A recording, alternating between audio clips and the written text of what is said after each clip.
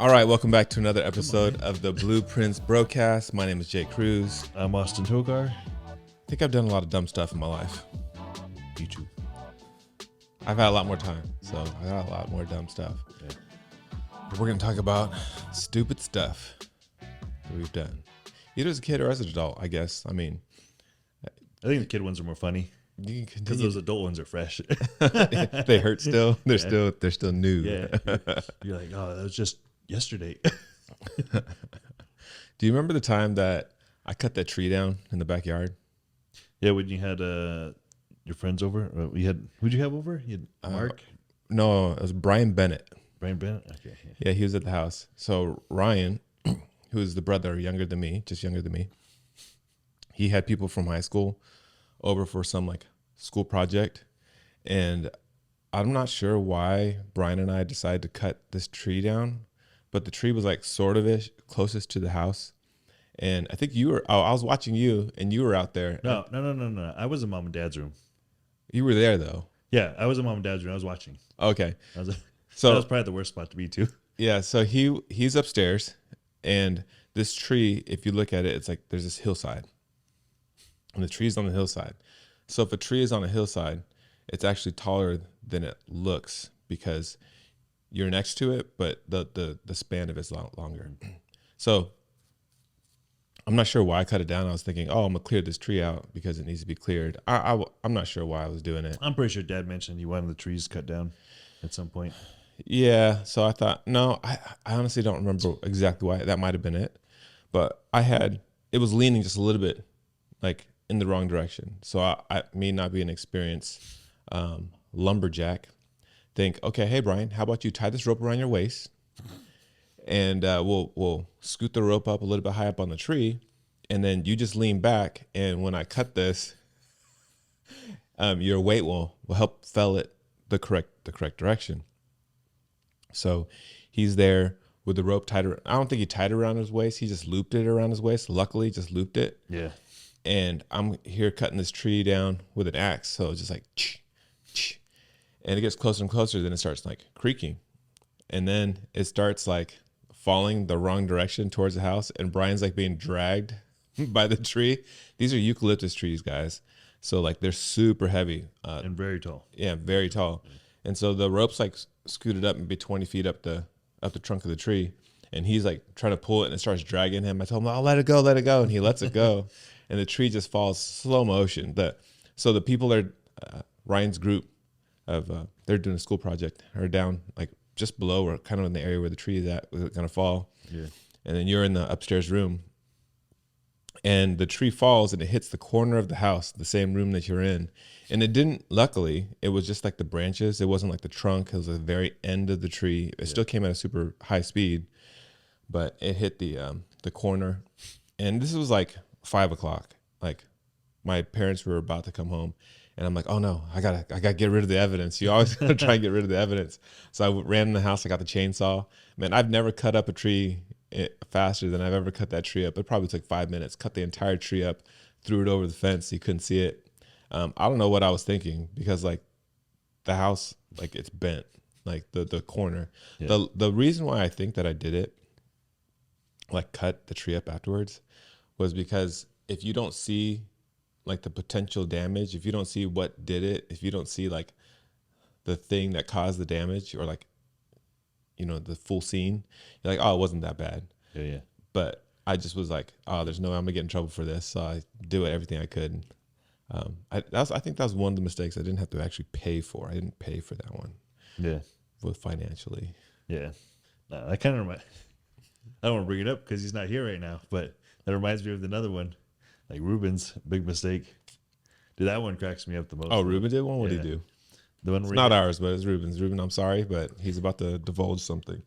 No, when I remember late one night he was playing the guitar on his car. Oh no, this one. Yeah, he was in the Matrix. I don't know what happened, but he took it off park and then left it in neutral. So like, I don't know, he came back inside like 11 o'clock at night and I was already asleep. I mean, I'm like, what am I, 8 years old, 10 years old, right around that age. I think I'm early middle school, like late elementary, but my bedroom is like basically the windows are pointed towards where that car is and where it's going to go. So we live on top of a big hill, at least 150 feet up. At least bottom, 100, at least 150. Yeah. So 150, 200 maybe. And so I guess he went inside, was like putting the guitar back, and then like all we hear is like this huge loud crash. That's it. But everyone's like, what happened? What happened? And then Ruben's like screaming, no, no, no.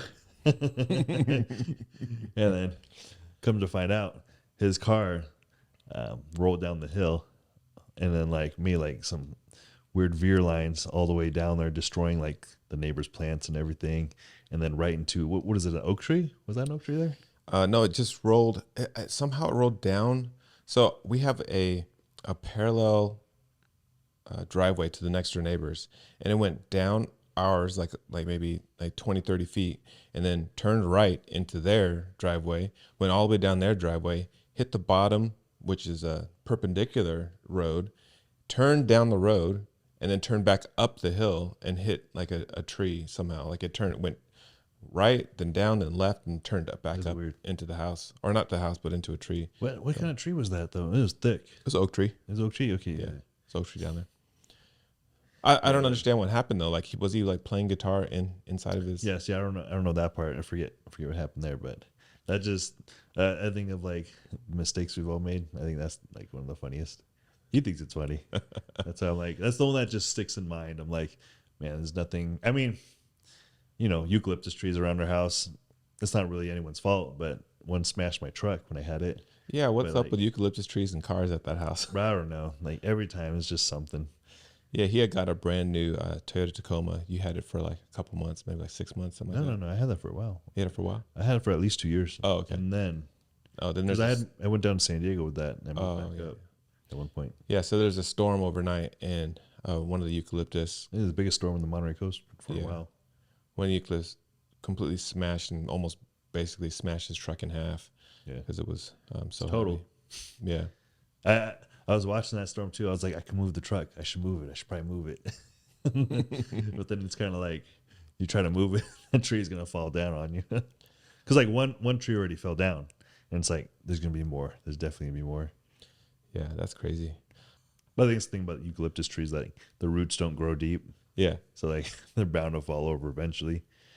It wasn't necessarily dumb that we did. I guess it was dumb, but in the seaside house we had this fort in the backyard. See, you were too young. I was probably too young. I was probably 1 year old, man. Yeah, because we left that house before you were even one. Like you barely made it. That's what I'm saying. Like I was like. So it was this. It was a clubhouse in the backyard, and the roof came to like a flat. It was only like a 1.5 foot flat top, and then the sides came down like a normal like gingerbread house. So imagine a gingerbread house, but then the top is flattened out about 1.5 foot wide. Well, we were like not babysitting. One of our friends came over for the summer, so my parents were babysitting him, but we would play with him and hang out with him. And somebody put a piece of plywood on the top. So the piece of plywood was only halfway on the top, and then the other half hung off. And we were on the top, we were playing. And so somebody was sitting on it in the middle, and then he was on the back side of it. So he was lighter, and he was hanging off of the clubhouse. And the board was like this. And I don't remember which one of us was on it, but one of us stepped off, and he just slid straight down the back of the clubhouse. He was okay. Like he was fine because the sloped part was kind of closer to the ground. Yeah. But he just took a sled on a piece of plywood all the way off the edge and like just crashed down the ground. What could have been, man? Oh, he could have got super hurt. Yeah. Luckily he made out on that. You know what? I got a few. One thing about it. I remember my mom, she told me to, I think like shovel some dirt or something, clean up the garden, something like that. But then Ryan was there and he had a stick. And I remember like I found this metal pipe and like I had hammered it and I was making a sword out of it at one time. I was like, this is a perfect pipe for a sword. So I was like hammering it and all this stuff, just not paying attention, doing whatever I needed to do. And I was like, this is really cool. I spray painted it black, let it sit for a little bit, went back to the gardening for a little bit. Like, didn't do much about it, but wait till that dried off. I was like, look at this. And I showed Ryan. And then he's like, all right, let's see how sturdy that is. And then we got into a fight. So he had his stick. And then Oh, I had the gosh. metal pipe. Just imagine like a 10-year-old just coming at you, swinging that pipe as hard as he can. And eventually, like, Ryan's like, hey, stop. He's like holding the stick, like blocking it. And then I smashed the stick in half. And I remember like this big chunk, like this splinter went off into his forehead. No. Yeah. And then like he had this big imprint in there. And my mom's like, hey, get in the house right now. She saw it? Yeah, she saw it. And then she bent me over and started spanking me. She's like, you know why you're getting this? And I was like, because I hurt Ryan. She's like, nope, because you didn't do what I told you to do. As for that being like, oh man. I thought you were about to say that pipe was like one of her gardening like things. Oh no. And then you flattened it out, you broke it, and that's why she was spanking you. It was just one of those pipes that were, sitting behind that fence where mom and dad used to park their cars at the very edge of the driveway. And then there's that small fence behind it. There's that little, between the hill and that fence, there's like all these different pipes behind there, pipes and wooden sticks. I found one of those. Oh, that pipe was part of the old swing set. Is it? Okay. Yeah, it's part of the old swing set. I cherished that thing. And then it started to rust. And I was like, what's happening? I love that thing. Man, we did at that house. Again, this was like you were just born, and we had just moved into that house, and there's that hill on the bottom, and we all made these. It's like a go-kart, and it was just two cross pieces, so two axles with like lawnmower wheels onto the sides, and then one fence post in between, and then there's just like one screw in the front, and you turn it with like a rope. Like a rope was holding both sides, so you turn it. Yeah. And this is the first time so we were 8 people. We grew up in like a 900 square foot home. We moved to a 2,700 square foot home with 3 acres of land, and now this is like our playground. Mm-hmm. So we're over here with this go-kart rolling down this hill, and we don't judge how fast the hill is going to take us. And I think Allison and Stacia, our two older sisters, they were on it, and there's no way to stop it. And they rolled off and like completely like scraped their knees, like their entire knees and shins, like the first like week we were there, and got hurt. But we used to do, remember those? I remember someone taking the bike down there full speed. I'd never do that down that hill. It's probably Ruben. I tried to do the skateboard and I was like, no. I'll bomb that hill? There's no way. No way. That's scary. We used to, there's this little Tonka trunk. It was like a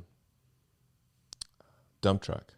And we used to sit in the back of that, and we would roll down the dirt hills on that thing. But that house was, it was cool, man. We did a bunch of dumb stuff. If you were a kid, like that was before phones and everything, cell phones and all that.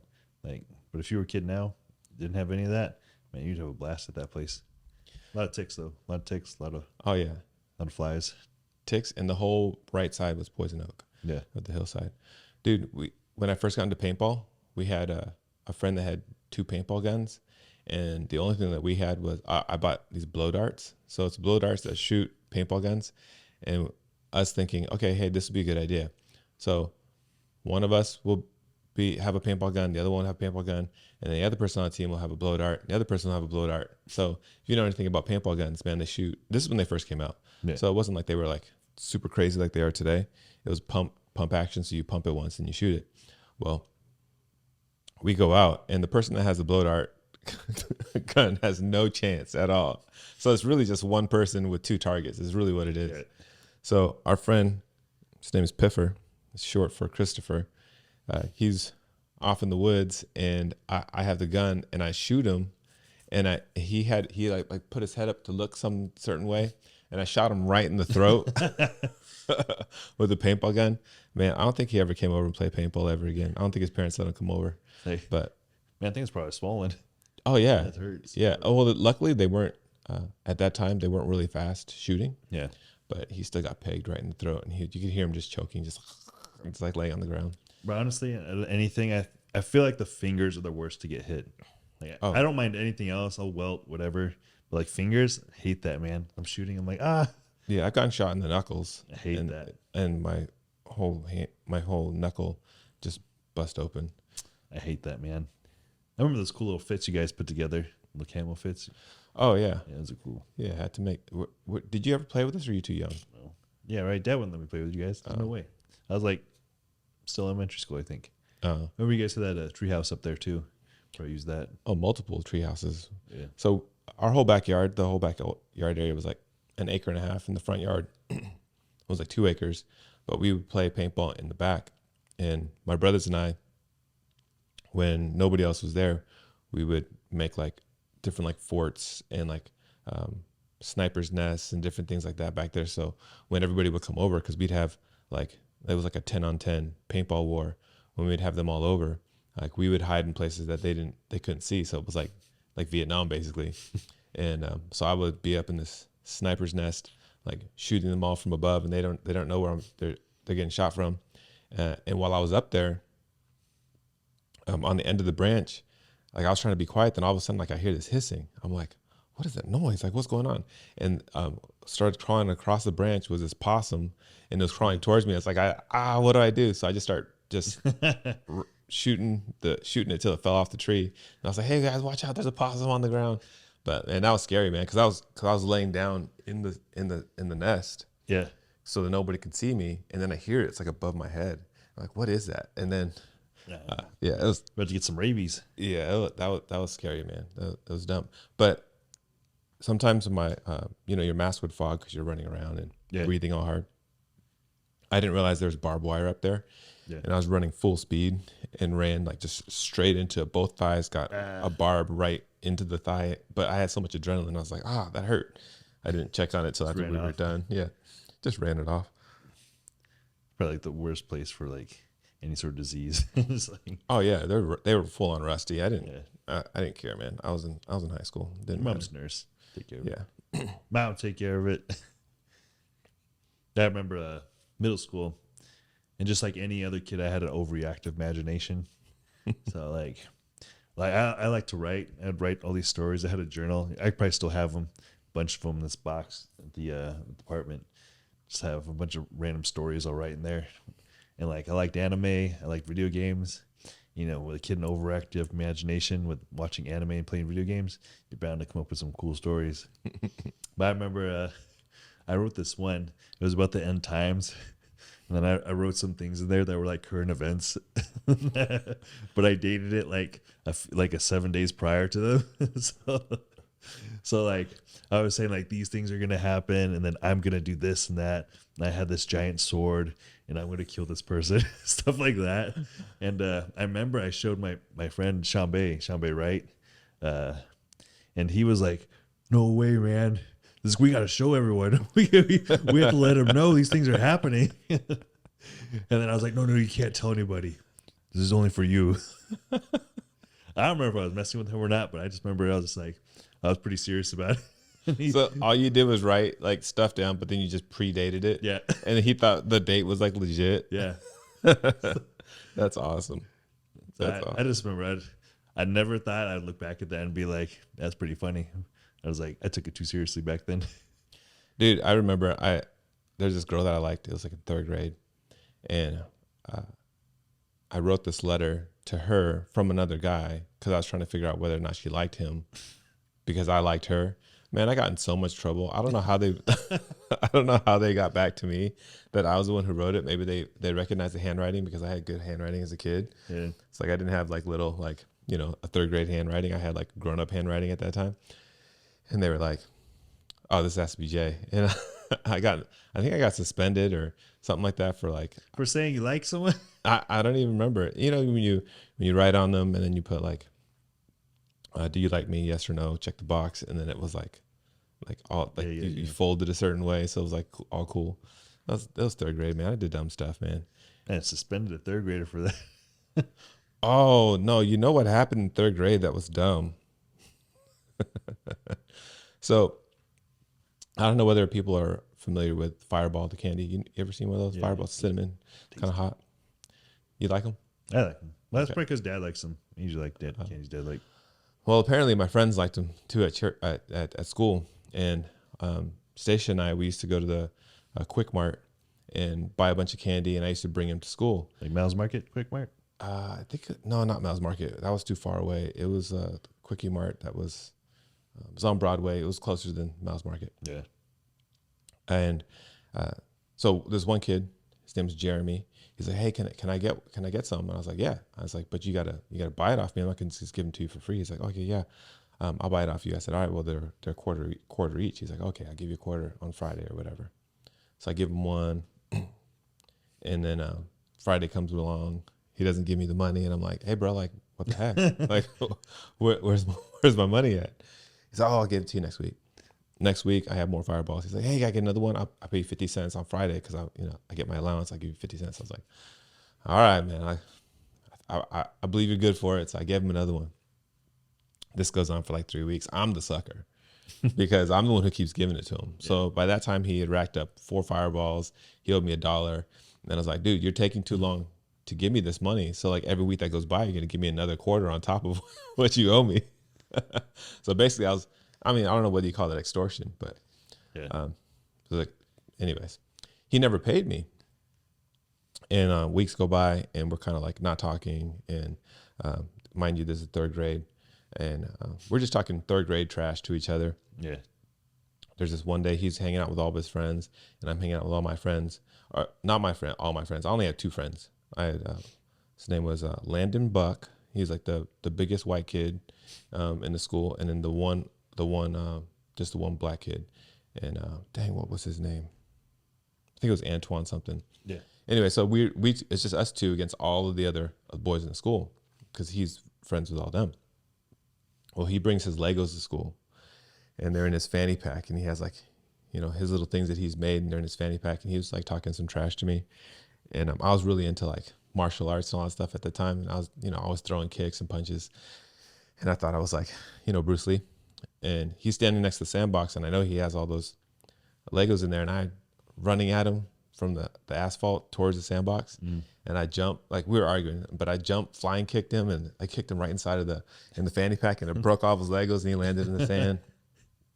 All the boys started like running after me and my friends and, then that was over. They didn't catch us. So the next day comes. We're arguing about something. We're playing baseball at PE. And they're out and I'm trying to get the bat. And he grabs the bat from the other guy that's out and like pulls it away from him, yanks it, and he hits me in the head with it. And I get so upset because I'm like, dude, you're already not paying me my money. And now you hit me in the head with the bat. And I just wham, I punched him right in the stomach one time. And if you ever play Street Fighter, M. Bison character, when he punches and he does that punch like this and his hand catches on fire when he punches, that's what it felt like. Anyways, he's crying and I'm like, yeah, that's what you get. And I go sit down. Like, I'm not over here trying to beat him up. I just punched him because he hit me in the head with a bat. And I go sit down on the bench. And then, he goes to the nurse's office. So now the next day, I go to the principal's office and they're trying to get the whole story of what happened and all these things. And so I'm telling them. Is this at Monterey Bay Christian or It's Foothill. Okay. 3rd grade, man. So they're telling me, they asked me, hey, what's going on? Because for all they know is I just punched him. That's it. So now I'm just like, I tell them all this extra story of like, oh, I gave him some fireballs. He didn't pay for me, blah, blah, blah, all these things. And they're like, wait, what? So they're like, okay, you're going to get suspended because one, you punched him and he had to go on a liquid diet for a week. Like all he could do is drink liquids for a week. See, all that martial arts is paying off.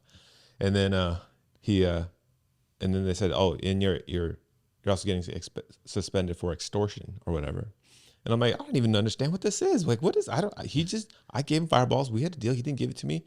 And like, I need his money, Yeah, you need a crew of guys to go get your money for you. Yeah, basically I need someone to hit his kneecaps with a wiffle bat. That way you don't get in trouble. Yeah, so I got suspended and Dad was like, no, you're not staying home. You're not going to just be suspended and stay home and get rewarded for doing that. So he brought me to work with him and I had to handle like tools for the entire day. And I went home, my hands were like completely calloused and bleeding and stuff because I had to like deal with a rake. But yeah, that was pretty stupid. But I mean, I didn't know, I was 3rd grade. I mean, you do stupid stuff like that. Yeah, we did it. I mean, we would fight all the time, like between brothers, just like Well, you guys would pick on me and use your new karate moves on me, whatever it is.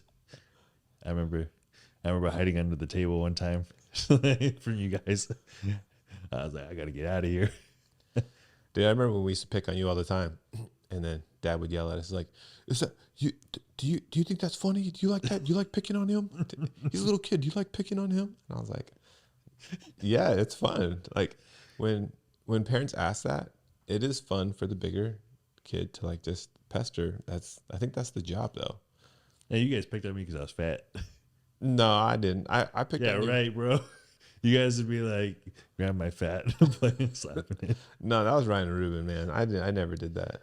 I made fun of Ruben because he was fat, but I never made fun of you because he was fat. In the backyard, we made that one big fort, and we had a bunch of youth kids over one day. The Prunda house? The Prunda house. Where'd you make it at? It was like New Year's. It was that cluster of trees that was right in the back, in the center. Anyways, I made a 2-story fort. So the bottom it was pretty cool. On the bottom, we made it all with eucalyptus branches and stuff. But the top, we had these huge swings in the eucalyptus. Mm-hmm. They were probably like 30 feet long ropes.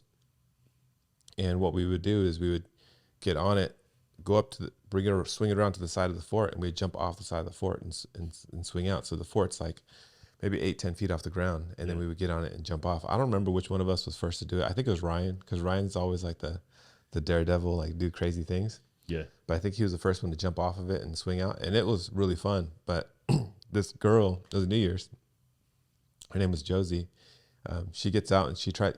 So it's a rope with a. That's definitely the scariest swing you guys made. That's at its furthest point off the ground. I think it's 50 feet. Oh, at least. That's scary, man. Yeah. I didn't even realize that when I was swinging on that. I was like, this is kind of dumb. I don't know why I'm doing this. Yeah, and if that rope would have snapped when you did that, the hillside only goes further down. Yeah. So you're just not even that. You'd probably fling far enough to where you're on the concrete. Yeah, you would swing so far that as the further out you went, the further the drop becomes. Anyways, she's on it. So it's just one rope. That rope could have snapped at any time. I don't even know why we were doing it. It was thick, but I don't know. One rope with a hole drilled through like a 2x4, and then there's a knot on the other side, and you had to jump and get your legs around the rope and on top of that seat. Like you have to have some coordination. Yeah. So this girl didn't have barely any coordination, so she went and jumped and tried to get her legs on it. She couldn't, so her legs didn't make it, but she held onto it with her hands, and then she just got dragged down the hill. Man, but I remember trying to play on that. We had my 6th grade birthday at the house. I remember we tried to get on that thing, and then I don't remember who it was, but yeah, they just fell off the swing when they tried to get on it. Oh. And it's like, oh no. We're like, let's go, guys. One person takes a beating, we leave. Yeah, I think it's funny because I think that house is what caused us to get in a lot of trouble, because there's a lot of ways you could get in trouble. Yeah. But I think it doesn't matter where we were at. I think we would have done the same stuff. Oh, there's just so much land on there. You still had the landing on the right side of the driveway when you're leaving. You still had that part. Mom didn't even build her plants over there yet, so you had that was all flat land over there. And then the backyard and the side of the yard, and then definitely the big drop off hill down below, plus the barn. Yeah, there's a lot of storage house, whatever you want to call it. I find it not believable that you don't have anything dumber that you've ever done. Nah, man. Ever talking about financially, I remember this is the funniest thing. Like when I started working, it was so new to me that that's when I moved out. I decided to move out like that later half of the year. Was after? No, I was a year and a half working at Starbucks, and I had no concept of money then, because rent's paid for, food's paid for, parents paying for everything. So I'm kind of like, yeah, I'm good. I can move out. I could do this. And then I remember because one of my exes, she went to UCLA, and I was like, all right, this is my chance to move out. I'm gonna move down to San Diego, do my thing down there. I just did that. I went to school for a bit, and was working as well, and I worked full time at Starbucks while trying to pay, I think it was like $800, $900 in rent every week. Not every week, sorry, every month. And you get paid every other week at Starbucks, and like I don't think I ever looked at my checks 'cause I did direct deposit. But then I found out how much my checks were, and it was like maybe $800, something like that. But I would eat out a lot, you know, Dang. take her out on dates and stuff like that. And Ryan and Stacia, we would eat out too. You know, just kind of. There's always something to eat in San Diego. There's always something. Yeah. There's never not a spot that's not new. But I remember one time we were traveling back up north, me and the ex, and at one point I was getting gas, but I put my card in there to get some gas, and it was like no funds. And I was like, why is it not pouring any gas? I looked online, looked at my Chase app, and I was like, $0. Bro, I started crying. How old were you at this time, man? I was like 23. Dang. But that just shows you, like, hey, when your parents take care of you, and it's like you don't go through as many hardships, you know, as other kids do. You just have no concept of certain things. Okay, hold on though. We gotta talk about what kind of cry it was, because guys cry differently. Was it like a sob, like, oh, or like this, like a mad, like, man, I can't believe I don't have money in there. Nah, man, it wasn't that bad. It was just like, it was a soft cry. I was like, man, I hate myself. So wait, I don't understand, dude. You just went never checking your account and just did stuff. Money's infinite, bro. Because that was like, I remember Dad gave me the Amex, and that's how I pay for my gas and other things. Mm-hmm. Like, so I guess I'm basically Hillary Banks, you know, living off of Daddy's credit cards. So I had no concept. Like when I started using my own money, he's like, you can't use my gas card down there anymore. So I was like, all right, I got my money, I could do it. Yeah. Use mine right up, bro. Yeah, but then she's like Max, like, it's all right, I'll pay for it. I got you. Well, that's the point you never want to get to. It's like where you're crying in front of them, like, I have no money. That's where they're like, man, it's like a little kid I'm dealing with. Did you fix it from that point though on? Oh yeah. Oh. Yeah, I always make sure there's at least like $2,000 in there. Yeah. At all times. Like, just never know. Like, that's just in checkings. I'm like, I always get that little itch in me. If it gets under there, I get kind of scared. I'm like, oh man. Yeah. I think financially, when I first started working, dude, like I bought a pair of shoes literally every week. I would get my check. I don't remember what my check was, but somehow I could afford a $100 pair of shoes every week. So I spent $400 a month, probably the first, like when I was 19 to 20. Like, so I had, one pair of shoes for every week, because I bought one for a year straight. I had like 50, 60 pairs of shoes. And I don't know. I just blew money like nothing. What is that? That's like $5,200. I know sneakerheads these days pay way more than that. Oh man, you should hear Justin and Eric pay for shoes for one pair. Yeah, yeah, it's insane. Yes. I'm like, I don't get it. Like, it's cool, like every shoe thing. I like Vans. Like, I'll get a different pair of Vans in once in a while, but that's like tops $92 or something like that. Yeah, but if you go there on their you buy one get one half off, then yeah, it's 90 for two pairs. But you look at Jordans, and you're like, oh, I want the original Jordan 1s, whatever. Yeah. I mean, that runs you like, I have no concept of it. Maybe $16,000 for that. No, not that much. But original Jordan 1s. Oh, originals? Yeah, come on. You can't just wake up one day and want those though. Oh, you gotta outbid people. So it's probably way more than 16. It's probably like, I think any Jordan's baseline is like $200. Like, yeah. I don't think you can get it for less than that. That's just the ones off the shelf. Yeah. And then the ones like, I think Eric, he goes onto a website and orders it. I don't know. Don't quote me on this, but I'm pretty sure I saw one like 1,600 on there. I don't know. I'm just assuming. I think on that website, that's what I saw. My mother-in-law used to be a property manager for an apartment, and one of their tenants couldn't pay rent. Yeah. So they pretty much lock them out of their apartment and kick them out. Well, he kept saying, hey, I'm going to come back. If I pay my rent, can I get my stuff? And she was like, yeah, you can get it, whatever. But he never paid it. So everything in the apartment they had to do something with. Well, he was a sneakerhead, and he had like 30 pairs of Jordans, I want to say. Yeah. And so she saved them all, and they were like my size. They were like size of 10 and a half, and 11. So she gave all of the pairs to me. Man. And I was like, oh, wow, like this is a come up. The problem is that they're Nikes. My foot's too wide, so I can't fit any of them. Yeah. And also when I put them on, I just like, I'm just not this person. Like I put them on, I was like, Yeah. I don't like it. So I worked at a place with a bunch of other people that were about the same shoe size. So I used them as incentives. I was like, hey, if you do good on your work, I'll give you this pair of Jordans. I don't know what, I didn't check the price on them, any of them, because I didn't want to be like bound to like, oh, now I have to eBay them for this much.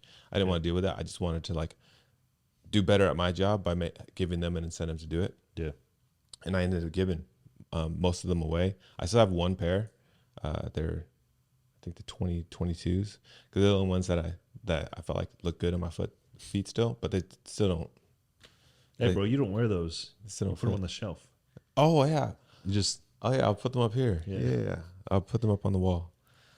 But yeah, like I gave them away. So financially, that wasn't necessarily the best thing financially, but it made me look better to my bosses, and it raised the performance of the office. But like, I don't know.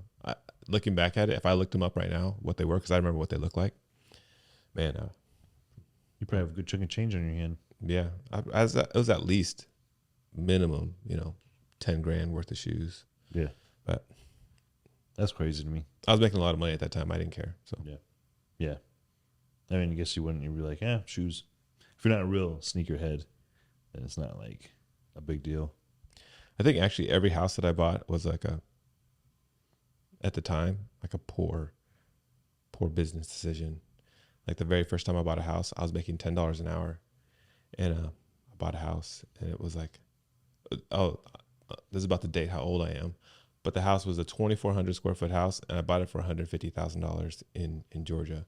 Yeah. So like, I mean, you could afford it, $10 an hour. Yeah, but you made money back on it, yeah?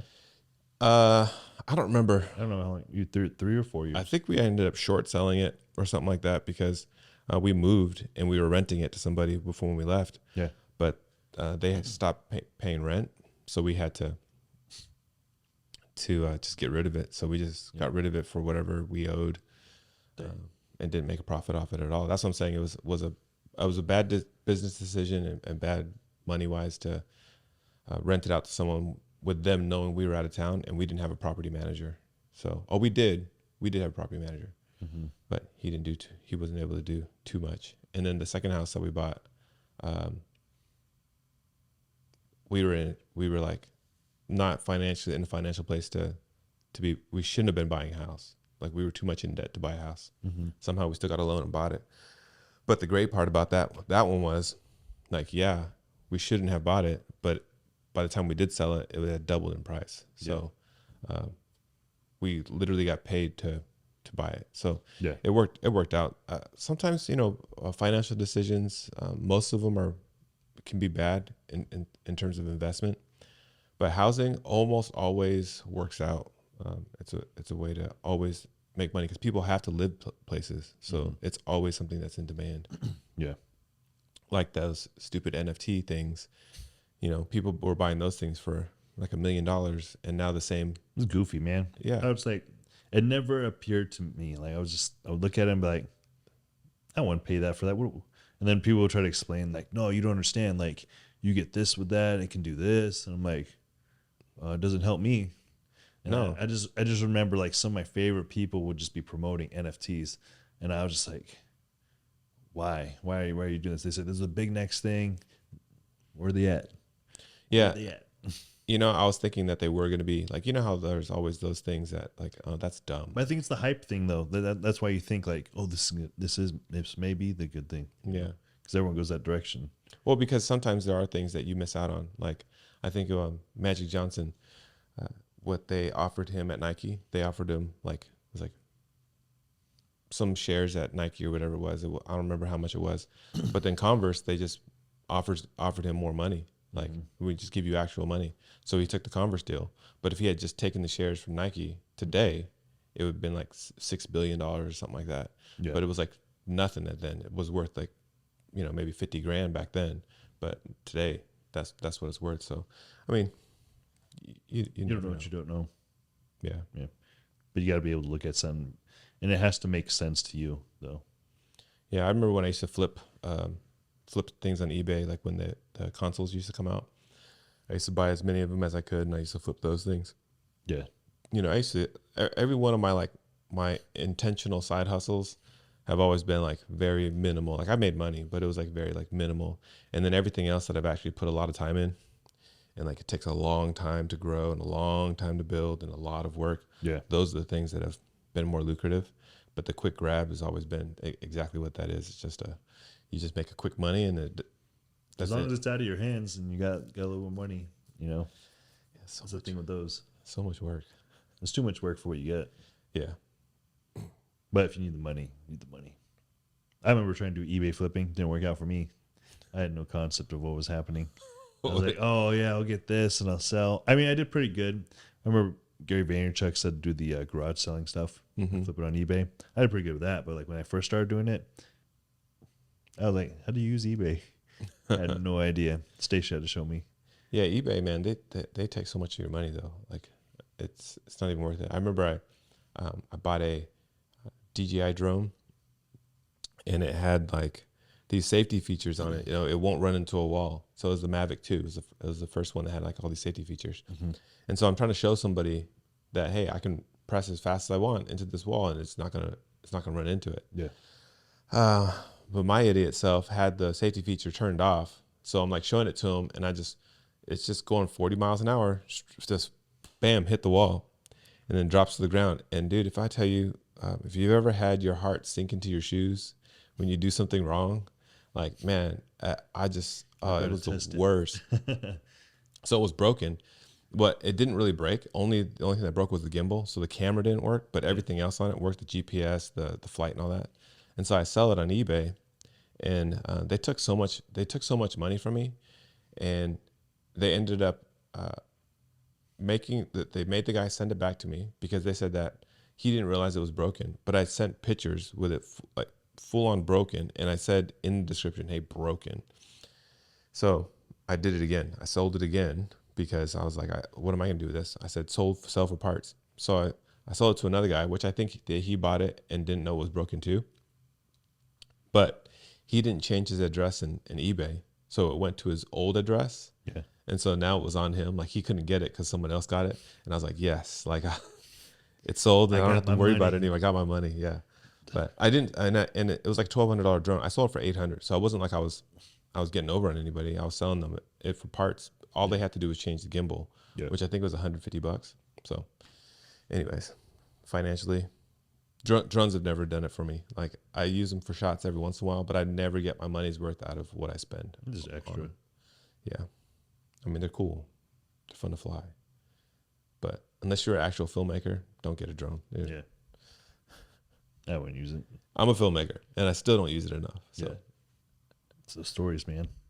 Hey, thanks for hanging out with us, guys, and listening to our stories of us being just dumb financially and just being, dumb kids. I'm sure there's a ton of other stuff that we've done that's even worse. I mean, I didn't even talk about the time that why I hurt my back. Like I hurt my back trying to move a vehicle, like deadlifting it basically. Anyways, that's the story for another day. Hey, thank you guys for hanging out with us. Thank you for listening, and thank you for watching. You'll see us again. Peace.